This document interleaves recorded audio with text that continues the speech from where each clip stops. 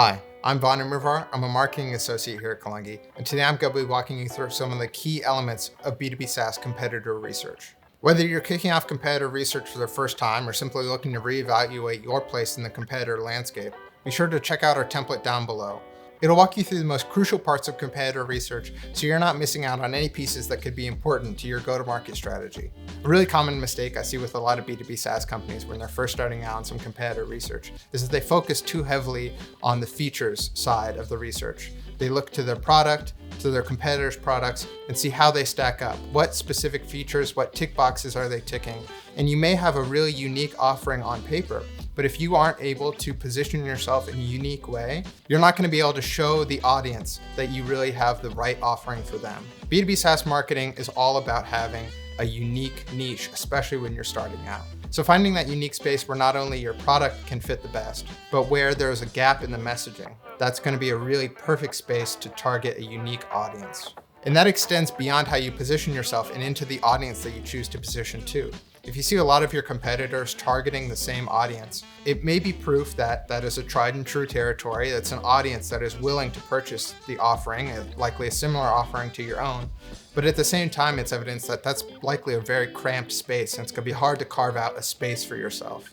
Instead, it may be more beneficial to find a specific audience that isn't being reached out to as much. In that case, you are going to have to speak a lot with that audience and make sure that there is a specific need there, and it's a need that you can fill hopefully better than your competition. If you are able to carve out that niche, you're going to have an audience of adoring followers because you've been able to message so directly towards them.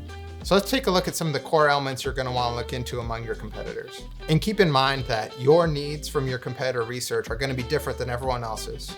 And you're going to want to look into different elements to fit those needs. But these are just some of the essential ones that will hopefully help you get started. So a great first stop, besides the company's LinkedIn or homepage, is going to be looking to product directories like Capterra or G2. These are going to be, for many of your consumers, a first or second stop when they finally reach that point where they're comparing you to your competition. So you're going to want to look into not only what your presence is like on those sites, but what your competitors is. Do they have a lot of reviews? Are they receiving a lot of high reviews? Does it seem like they're doing a lot of promoting on those sites? And often the star rating is much less important than the number of reviews. A 4 out of 5 stars with 500 reviews probably speaks a lot stronger to a good product than one with a 4.5 and only 10 reviews. Looking to these product directories will not only give you a good sense of what people think of these products, as well as what kind of campaigns they're running on those directory sites, but it's going to give you a good sense of how your product is being categorized and how your competition is being categorized, as well as what features are being used to compare your product with others. And those are going to be some great features to start with when you are looking in the feature section of your competitor research. One thing you're going to want to determine early on is what positioning vectors you're going to want to use. These are the vectors that you think your audience is going to use to compare you, and you want to pick the vectors where you are going to come out on top. You may not have the fastest onboarding process, but maybe you have first-in-class customer service and you can offer your customers a really great price. Think about it on a graph. You want to pick the axes where you can rank yourself in the top right corner every time. Feel free to revisit your positioning vectors as you go through your research.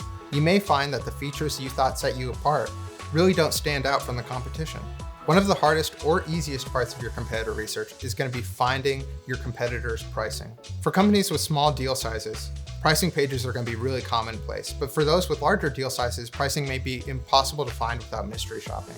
If you're finding a lot of your competitors aren't posting their pricing, you're going to want to look anywhere your audience might be talking about these kind of products. For example, try looking to forums, industry groups, and review sites.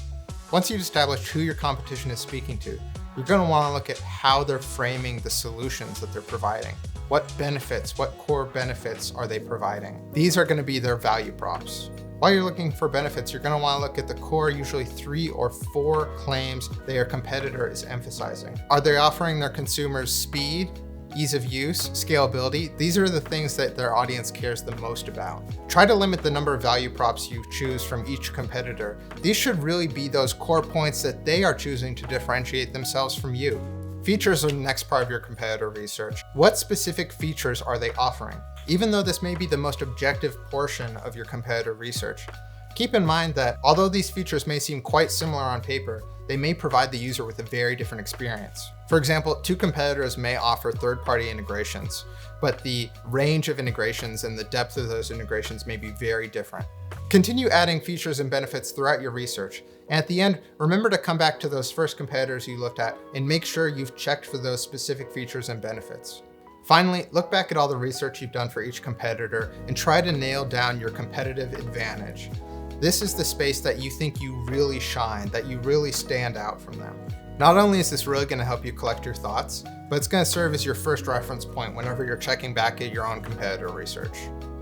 Hopefully these core elements are enough to help you get started on your competitor research, and remember to check out the template below.